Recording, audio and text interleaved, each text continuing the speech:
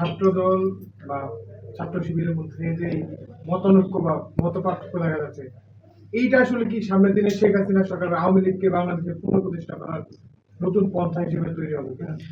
আচ্ছা, আমাদের এখন পর্যন্ত কেন্দ্র থেকে শুরু করে আমাদের শাখা লেভেলের কোনো দায়িত্বশীল ব্যক্তির পক্ষ থেকে এমন কোনো আপনি বক্তব্য বা স্টেটমেন্ট পাবেন না যেটা বাংলাদেশের ঐক্যকে বিনষ্ট করে। আমি আমার বক্তব্যে সেটা উল্লেখ করেছি। যারা এই স্বৈরাচারের বিরুদ্ধে লড়াই করেছে, ফ্যাসিবাদের বিরুদ্ধে লড়াই করেছে, আমরা সকল শক্তির সাথেই জাতির স্বার্থে এবং দেশের স্বার্থে ঐক্য করতে প্রস্তুত।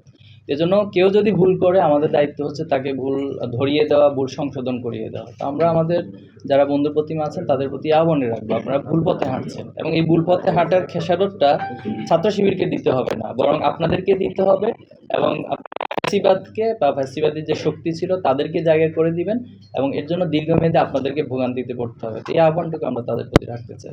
5 তারিখের পরে আমাদের যে রাজনৈতিক উদারতা তৈরি হওয়ার কথা ছিল, একটা রাজনৈতিক মানসিকতার পরিবর্তন হওয়ার কথা ছিল, সেটা তো আমরা দেখছি না। সবাই হচ্ছে ব্যক্তি স্বার্থ এবং দলীয় স্বার্থকে এত বেশি প্রাধান্য দিচ্ছি।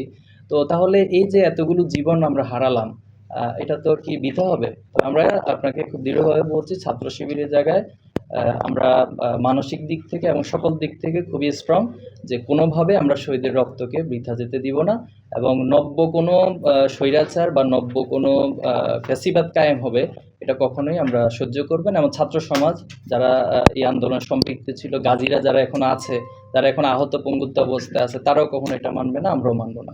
ভাই, আমরা দেখেছি যে এই মাসের মধ্যে অনেকগুলো ঘটনা ঘটে গেছে। এর ভিতরে অন্যতম হচ্ছে উপজাতিদের উপর একটি হামলা করা হয়েছে। এর প্রেক্ষিতে বলা হচ্ছে যে শিবিরের বীজ আমরা বিভিন্ন ছাত্র সংগঠন থেকে আমরা এই স্টেটমেন্ট পেয়েছি, আপনারা হয়তো দেখেছেন বিভিন্ন মিডিয়া। তো এই ক্ষেত্রে আপনাদের কিন্তু কোনো স্টেটমেন্ট আমরা প্রকাশ্যে দেখি না। প্রথমত আমরা স্টেটমেন্ট দিয়েছি, এটা হয়তো আপনার নজরে আসেনি। আমরা সেখানে বিস্তারিত এই বিষয়টা তুলে ধরেছি। আর বি টিম যেটা, এটা আমি শুধু এটাকে ডিফেন্স না, এটা প্রতিবাদ জানাচ্ছি। ছাত্র শিবিরের বি টিম সি টিম নামে কোনো টিম নেই, ছাত্র শিবির একটাই টিম আছে। তো আমরা সাধারণ শিক্ষার্থীদের বাংলাদেশের যে অধিকার, মানুষের চাহিদা, সে আলোকে আমরা কাজ করে যাচ্ছি।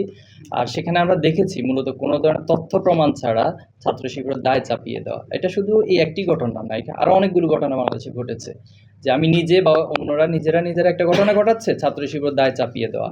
তো এই কালচারটা আসলে খুবই খারাপ এবং আমরা আশা করব যে সবাই দায়িত্বশীলতার ভূমিকা রাখবেন এবং এই জায়গাটা পরিবর্তন করবেন। আসলে সবাই ব্যক্তি এবং দলীয় স্বার্থকে প্রাধান্য দিচ্ছে, কিন্তু জাতীয় স্বার্থটাকে প্রাধান্য দিচ্ছে না, এটা দৃশ্যমান। এখানে আরেকটা পয়েন্ট একটু অ্যাড করি যে যারা এই কাজগুলো করতেছে তারা মনে করছে তারা খুব চালাক, বাকিরা কেউ কিছু বোঝে না, সবাই বোকা। কিন্তু যে জেনারেশনটা গড়ে উঠছে, যে জেনারেশনটা হাসিনাকে মাত্র 36 দিনের একটা আন্দোলনের মধ্যে পালিয়ে যেতে বাধ্য করছে, তারা কিন্তু এই কাজগুলোকে খুব চমৎকারভাবে অবজার্ভ করে। তো তাদের মনস্তাত্ত্বিকতা না বুঝে যদি আন্দোলন করেন, রাজনীতিবিদরা তাদের রাজনীতি চালিয়ে যান, তাহলে তাদেরকেও আসলে ভবিষ্যৎ পরিণতি সম্পর্কে সতর্ক হওয়া উচিত বলে আমি মনে করব। আর গণহত্যার বিচার নিয়ে আমরা শুরু থেকে দাবি জানিয়ে আসছি। আমাদের মাঝখানে কিছু কর্মসূচি আমরা পালন করেছি সারা দেশে বিভাগীয় পর্যায়ে, এবং আমি কথা দিচ্ছি যে আমাদের এই দাবিগুলো আরও জোরদার হবে এবং আমরা মাঠের কর্মসূচি আরও বৃদ্ধি করবো এই বিষয়ে।